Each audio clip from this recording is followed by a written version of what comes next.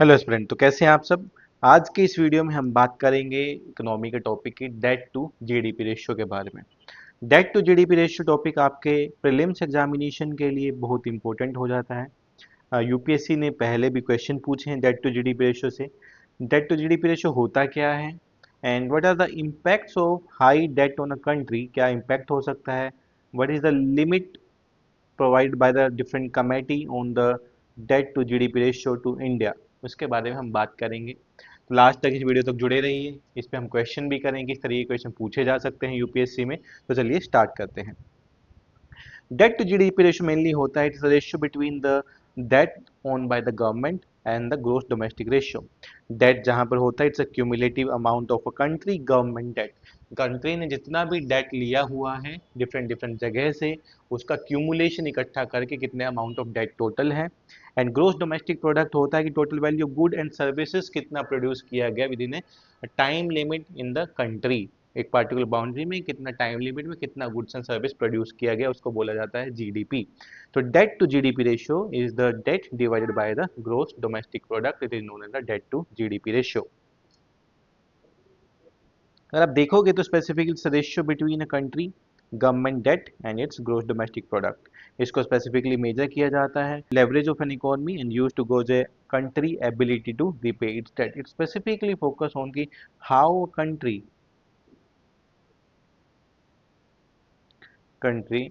will repay its debt, किस तरीके से डेट को रिपे करेगा कंट्री, उसके बारे में ये स्टेबिलिटी बताता है। एक कंट्री के इकोनॉमी के स्टेबिलिटी के बारे में बताता है, कंट्री की इकोनॉमी कितनी स्टेबल है। जितना कम डेट किसी कंट्री ने लिया होता है, जितना ज़्यादा जीडीपी उसका ग्रोथ कर रहा है, उतना ही ये रेशियो कम होगा। और जितना रेशियो कम होगा कंट्री की स्टेबिलिटी उतनी ही होगी। पब्लिक डेट में स्पेसिफिकली कंसिस्ट होते हैं मल्टीपल थिंग, ये आपके लिए प्रीलिम्स के लिए इंपॉर्टेंट हो जाता है कि पब्लिक डेट्स में क्या क्या चीज़ें इंक्लूड होती हैं। पब्लिक डेट स्पेसिफिकली इंक्लूड करता है, आप देखेंगे it's having the external debt which has been borrow from the foreign lenders, से जो जो लिया जाता है उसको बोला जाता है external debts. Then the internal debts, government internal debts भी लेती है, लाइक द गवर्नमेंट सिक्योरिटी के बारे में, ट्रेजरी बिल्स इशू करती हैं, शॉर्ट टर्म बोरोइंग्स होती हैं। तो total debt is equal to external debts plus internal debts. External debts include the borrowing from the outside the country, and the internal debt include government security, treasury bill, and the short-term borrowing. So these are the parts included in the debt of a country, and this become important for your prelims examination. Now we should also focus on the what are the major impact of this debt to GDP ratio का impact क्या होता है, and this is the very important for your examination. एक high debt to GDP ratio specifically undesirable होता है किसी भी country के लिए, और ये इंडिकेट करता है कि government is going to do the default. अगर बहुत ज़्यादा high debt to GDP ratio हो जाता है, डिफॉल्ट करने के चांस बहुत ज़्यादा हो जाते हैं। कोई भी आप बोरोवर्स देखेंगे, लेंडर्स देखेंगे, कोई बोरोवर ने बहुत ज़्यादा अमाउंट ऑफ मनी ले लिया है, उसके डेट होने के चांसेस के करप्ट होने के चांसेस सबसे ज़्यादा बढ़ जाते हैं। सिमिलरली इन अ कंट्री, जब किसी भी कंट्री का डेट टू जीडीपी रेशियो ज़्यादा होगा तो उसका डिफॉल्ट करने के चांसेस सबसे ज़्यादा हो जाते हैं, इसीलिए कंट्री का debt to GDP ratio less होना चाहिए। अगर आप देखेंगे, it's undesirable for a country and high indicates a high risk to default ratio.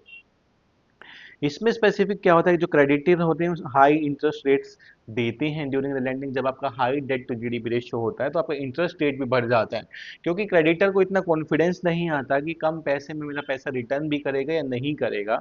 In that case they charge the high interest rate, so the through the interest rate they can recover their money. so this is a different kind of the thing. इसमें specifically देखेंगे क्या क्या factors हैं जो affect करते हैं, it's deprive the governments of its ability to undertake development and welfare measures. Government ज़्यादा welfare measures नहीं ले सकती हैं क्योंकि पैसा नहीं है, डेवलपमेंट वर्क नहीं कर सकती हैं क्योंकि पैसा नहीं है। इसके साथ साथ आउटलुक की एजेंसी जो भी हमारी रेटिंग्स करती है कंट्री का इकोनॉमी का, वो नेगेटिव रेटिंग करना शुरू कर देती हैं, फिजिकल डेफिसिट बढ़ना शुरू हो जाता है, एक प्रेशर आना शुरू हो जाता है मार्केट पे, एक इंटरेस्ट रेट पे प्रेशर आना शुरू हो जाता है। तो this become the more important कि क्या क्या मेजर इफेक्ट होते हैं high debt to GDP ratio का, and this can be important for your examination. इसका स्पेसिफिकली इम्पैक्ट प्राइवेट फर्म पे भी होता है, इंक्रीजिंग हाई यूनिट पर प्रोडक्शन कॉस्ट बढ़ जाता है, क्योंकि जितना ज़्यादा आपका इंटरेस्ट रेट ज़्यादा होगा उतना ज़्यादा प्रोडक्शन कॉस्ट इंक्रीज हो जाएगा। वही कंज्यूमर पे भी आ जाएगा। जैसे ही प्रोडक्शन कॉस्ट इंक्रीज होगा तो मार्केट में प्राइस इंक्रीज होगा, मार्केट में प्राइस इंक्रीज होगा तो कंज्यूमर के भी ज़्यादा पैसा देना होगा, and this is known as the cost push inflation. So how you are going to link with the high debt to GDP ratio is lead to finally cost pull inflation. So this can be also an option in your prelims examination कि debt to GDP ratio अगर ज़्यादा है क्या वो inflation cause करेगी, that's lead to the cost pull inflation, and this become important for you, cost push inflation, that's how it link. Economy में आपको specifically देखना होता है how the topics are interlinked and how the change in the one can lead to the change in the other perspective also. In the next case अगर मैं आपको कुछ example देके समझाता हूं तो example of debt to GDP ratio we are having the four country, country A, country B, country C and the country D. If the country A is having a debt $20 and their GDP is $10, then their country A is having the 200% of debt to GDP ratio. Similarly, country B को देखते हैं, if the government debt is $5 and the production GDP is $7, then its debt to GDP ratio is 71.43. And similarly, हम निकाल सकते हैं, we can divide for third country 125 by 180 and the 7 by 3. So this can be find out dividing the debt by the GDP of a country. So these are some of the examples related to the debt to GDP ratio of a country, so you can find it out. अगर India की मैं बात करूं, India की बात करते हैं तो उनके इंडिया का ये नंबर से percentage of GDP debt to GDP ratio में स्पेसिफिकली देखेंगे तो in this case it's almost the 83.2%, 83.7%, 83.8% है, and is going to reduce it to 83.6% up to the 2029। जो ये टारगेट्स हैं कि हमें क्या करना चाहिए, फिस्कल डेफिसिट कितना कम करना, 7.6 के लेके आएंगे तो यहाँ पे हमारा डेट टू जीडीपी रेशियो 83.6 है। लेकिन according to the World Bank किसी भी कंट्री का डेट टू जीडीपी रेशियो 70-75% से ज़्यादा नहीं होना चाहिए। अगर उससे ज़्यादा डेट टू जीडीपी रेशियो हो जाता है, it will lead to a crisis situation in that country, means the country is not able to repay the amount or not able to repay the interest that he borrowed from the other country। तो इस पे question mark आ जाता है। India का जो date to GDP ratio है 81.7% according to the World Economic Forum, and high debt to GDP ratio undesirable होता है किसी भी कंट्री के लिए, बिकॉज ये इंडिकेट करता है एक हाई रिस्क ऑफ डिफॉल्ट। जैसे ही ज्यादा डेट टू जीडीपी रेशियो होगा, it lead to a high risk of default. In a study conducted by the World Bank, ने एक स्टडी कंडक्ट किया था इसके according a ratio that exceed the 77% of a extended period of time। अगर कोई date to GDP ratio 77% से ज्यादा increase हो जाता है, it having a adverse impact on the economy. जैसे मैंने बताया कि adverse impact, cost push inflation बढ़ना शुरू हो जाएगा, डिफॉल्ट होना शुरू हो जाएगा, कंट्री इंटरेस्ट रेट नहीं दे नहीं सकेगा। That's a kind of a negative impact of the high debt to GDP ratio. इसके केस में हम एक एग्जांपल देखते हैं जापान का।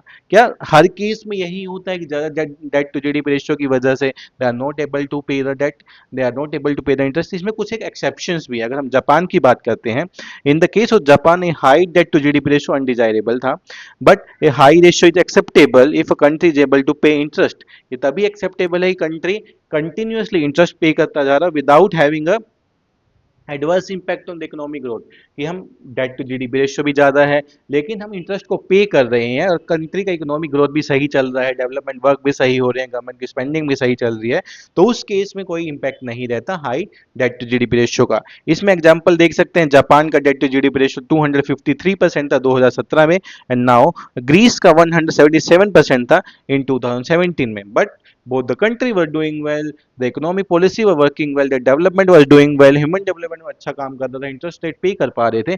These are the kind of the exception also। Similarly in the context of India, India is having the 83% of the debt to GDP ratio, इसीलिए क्योंकि India is able to repay the debt on time। India debt दे रहा है time, development work हो रहा है, stable government है, that's in the favor of the country। So according to the recommendation आया था specifically the NK Singh committee in 2016, the debt to GDP ratio should have been 38.7% for the central government and the 20% for the state government। Means total मिला के अगर मैं बात करूं तो average में दे आर सेइंग दैट कि it should be the 58.7% और अप टू द 60% आपका डेट टू जीडीपी रेशियो होना चाहिए, बट इंडिया का 82 से 83% है, एंड इट्स कीप चेंजिंग। तो इसके अकॉर्डिंग एनके सिंह कमेटी ने बोला था कि it should be in between 38.7% for the central government and 20% for the state government. तो इसमें भी आपका प्रीलिम्स का क्वेश्चन बन सकता है कि सेंट्रल गवर्नमेंट के लिए कितना डेट टू जीडीपी रेशियो होना चाहिए और कितना स्टेट गवर्नमेंट के लिए डेट टू जीडीपी रेशियो होना चाहिए। So this is about the debt to GDP ratio, it's important topic for your prelims examination. अगर इसमें क्वेश्चन की बात करते हैं, this is the question, with respect to the public debt to GDP ratio consider the following statements. It measures the financial leverage of an economy and is used to gauge the economy ability to repay its debt. A higher ratio indicates a risk of default. Yes, it's the right statement.